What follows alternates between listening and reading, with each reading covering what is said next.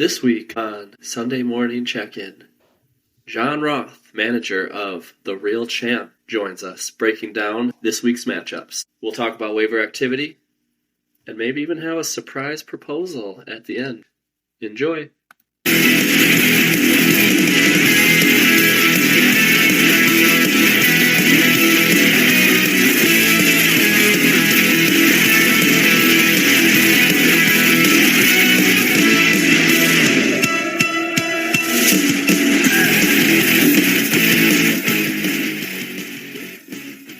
And welcome to another episode of Sunday Morning Check-In.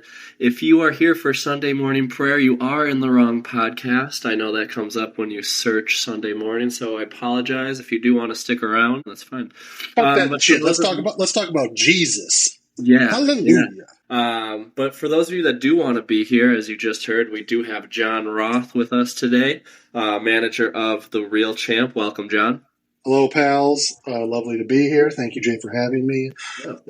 Excited for the season. Cool. Yeah. How do you feel about your team? How do you feel about the draft? It was at your house. It was at my house. First off, let me take a step back real quick. That was the loudest. The music was so loud in my ear. We were talking beforehand if it was not going to be in my ear. So I have to get new AirPods because you just busted my AirPods. That's how loud it was. I should have warned you. The only thing that I like about the intro is the feedback my producer, aka Jackie, gave me is that you can hear me clicking the play button. And so now I'm like, I want that every episode now, where you just hear the click, because the click is now the warning that it's about to get really fucking loud. I was jamming out to the song. Very clearly not a video podcast, but I'll still jam it. So. Oh yeah. Okay, get back to your question. Let's go back to the draft. Incredibly stressful. I don't think I'll ever do it again. Just like having the house prepped for 10, 11 dudes with Dallas. Everybody was very respectful, like I said. A couple spills. I overreacted, obviously, whatever. But it was a good draft. Again, I won't have it at my house again strictly because of the stress. But yeah, I was really happy with it. So it was just it was a lot. It was a lot to like worry about and like just have everything clean and ready to go. But yeah, it was a lot of fun. So I'm grateful that everyone was really nice about it. We didn't even get outside to play games and stuff. Like I set up a flip cup table and I thought we were going to play some bags and shit. And everybody was just too drunk and wanted to talk about, what did they ask me about? Something about basketball. I don't know. I was too busy making pizzas for everyone. So. Yeah, so that's that. My team, I didn't like, because it was at my house and I was stressed, I didn't really focus on my team after the draft. I usually would sit down or I would like look at the draft board, look at everyone. Didn't really have time for that. Then after I had time to look through it, I liked it. I was nervous about it because the wide receivers, you just always expect at some point Mike Evans is going to have a down year. Obviously, after week one, not the case. Tyreek, obviously great, even after being arrested. Zay, a little bit nervous. Terry McLaurin, obviously a little bit nervous. I'm nervous on everybody but my starters, basically. And that's kind of how I feel for a couple people in this league. So I'm excited, though. I think a playoff spot is definitely in view for me, and I'm happy about that.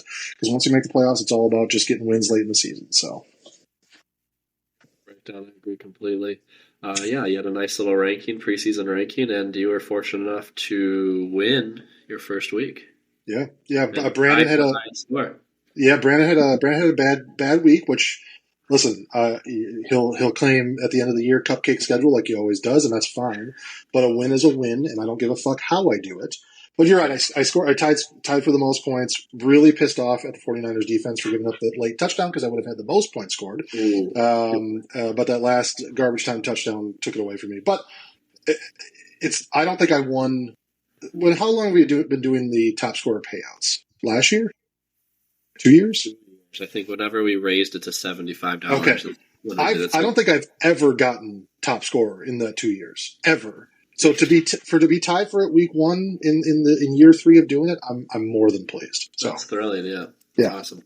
Yep. All right. Well, you wanted to take us through some matchup breakdowns and winner predictions. Yeah. I just quickly looking through everything. I'll leave Lehman and I to last because that's the only battle of the 1-0s. We'll start at the 0-1s, which is Brad and Adam. Currently ranked, I know it says they're ranked quote unquote sixth in the in the rankings standings, but they're obviously dead last and second last because of their points scored. Adam, obviously, I mean that's losing CMC. It's and not it doesn't seem long term, but it definitely could turn into long term. So it's tough for him. I think losing CMC is going to hurt him at least or probably 4 weeks, I would say. And that's be random weeks too. Like it could. You're right. Yeah, absolutely. So he might get lucky here and there, but with how good Mason was, there's no reason to rush him back if Mason is going to be as good behind that offensive line. So, because of McCaffrey being out and because nobody in this league really has great running back depth, I'll go with Brad this week. Brad's going to pull it out.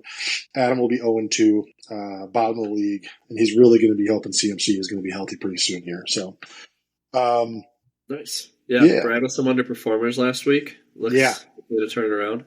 Yeah, I think Burrow, I mean, the Bengals are incredibly bad in week 1 under Burrow. He's I think he's 1-5 now. And the one win he had in week 1 was like an overtime barely win game. So it's just, they're very bad week 1. I am a Joe Burrow truther. I love Joe Burrow. Not truther, that would be a defender, I should say.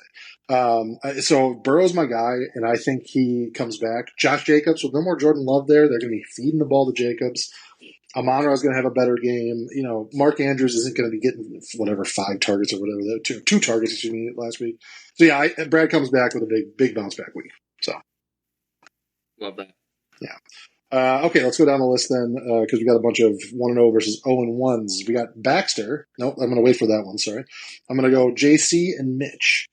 We were talking. Mitch is sending off his trade offers. I'm countering, trying to steal his only running back. Probably not going to work, but we'll see. That's who you're referring to. Yes, Devon Achane, exactly. Who was my guy last year? Unfortunately, on the bench most of it. Excuse me, on IR mostly. Give me a drink. Saquon and Ramondre for JC, obviously both had phenomenal games. But then you got CeeDee and Marvin Harrison isn't going to have 2 targets. It's just, that's not going to stay consistent. He did look slow on his route running last week. I don't know. I was watching a bunch of Twitter clips because I have him in a couple other leagues of mine. But I think the wide. Well, no, it wasn't a drop pass. He was wide open in the end zone, and Kyler missed him. Didn't see him. He didn't. Literally, no one was in 20 yards. So, I have Kyler. So that hurts. I mean, obviously I won, so it doesn't matter. But 1 point or 2 points out of Marvin Harrison is not going to stay consistent. The wide receiver depth for Mitch, Anthony Richardson is a goddamn stud. Our defense is not good enough right now, and I don't think they will be most of the season based on that week 1 against Philly. So I think Mitch takes this one, and JC goes to 0-2 as well. Okay. So then we got Brandon and Randy. I've talked candidly, privately, with Laban and you while we were playing Warzone, that I thought Randy had basically the worst draft I've ever seen of this entire fantasy football, 12 years we've been doing this or whatever. Now, obviously his starters they're good. They're very, very good. I'm not going to deny that. I've got Nico in other leagues because I love Nico. His running backs are the absolute best pair that is in this league right now. If anybody gets injured, obviously it changes, but that's going to change no matter what. Having to choose between Purdy and Caleb Williams, not the greatest, but his 2 RBs, 2 wide receivers, and then Malik Neighbors, again, he smartly drafted him because he's basically their only target, or one of the only targets there. So his starters are great. Anybody goes down, Randy's fucked, because his bench is fucking god-awful. Truly, truly hate his bench. It looks like he has 5 Bears on his roster, and all 5 are on the bench. On the bench, smartly on the bench, because 90 yards of passing doesn't really do you much. So, here's the thing with Brandon. I think I got pretty lucky. A lot of his players had an off week. Again, Joe Burrow, Jamar Chase is not going to have an off week. Jalen Waddle is going to get targets for days. Dalton Kincaid is not going to have 3 points every week. Patrick Mahomes is not going to have 18 points or whatever he had. I think Brandon pulls this one out. So we'll have a couple of 1-and-1s out of this matchup afterwards. So